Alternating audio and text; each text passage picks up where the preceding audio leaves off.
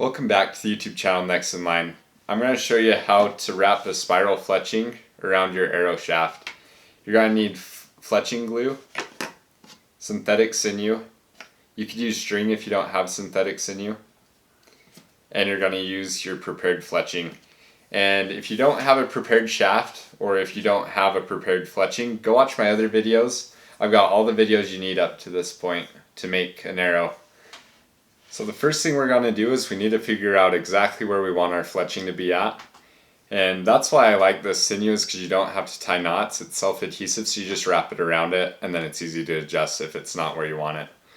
So I'm just going to guess about right here.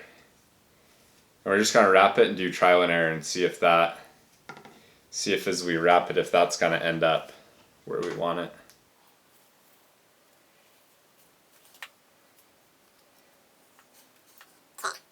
That should hold it tight enough. We'll see right here. Yeah, that'll be plenty tight, I think. Okay, and you're just going to wrap it up. You want it about even with each wrap. Once you've wrapped it all the way up, you can just, if it's not where you want it, just take it off and readjust until you get it where it's perfect. So I'm just going to wrap mine up right here. It's not perfect yet, but I'm going to show you the next step. So this right here, we're just conditioning the fletching. So as you can see, all the fibers are just sticking to each other. They're not really doing what we want them to do. So we're just going to grab them and pull them apart. And we just want to make sure that they're separated at least a little bit. They don't have to be into individual fibers, but we want them separated so they're covering equal space around the spiral. Just make sure all the big parts are separated into smaller pieces. And now once you've got your spirals where you want them, you're just going to let it go. Now you've got it positioned where you want it, you've got it conditioned, so it's ready to be wrapped in glue. To glue it, you're going to take your fletching glue and you're going to put a bead right along the pith of the feather, all the way up.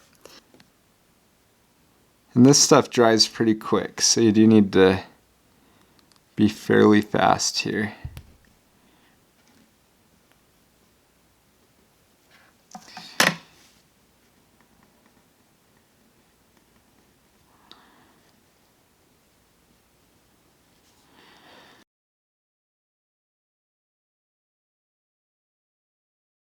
Now wrap the fletchings, keeping it tight against the shaft. Keep the spirals evenly spaced, and I like to hold the fletchings in my dominant hand and then spin the shaft in my non-dominant hand.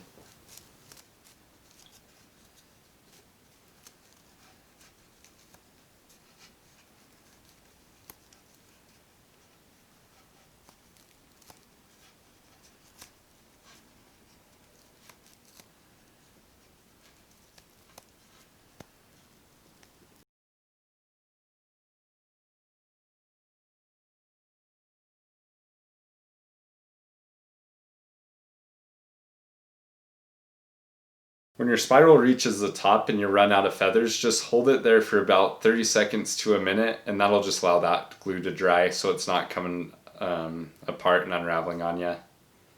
Wrap the excess sinew, or you can even get new sinew if you don't have any excess, and just wrap that up through the spirals, covering each spiral with one wrap. I like going the opposite direction of the spirals. That just helps you it's a little bit easier to get each spiral. And then when you get to the top, secure several wraps around the top of the fletching.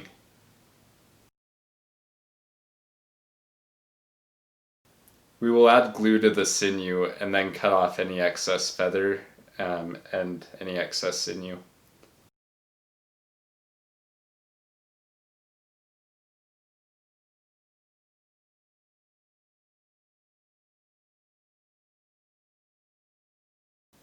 That's how you make a spiral fletching.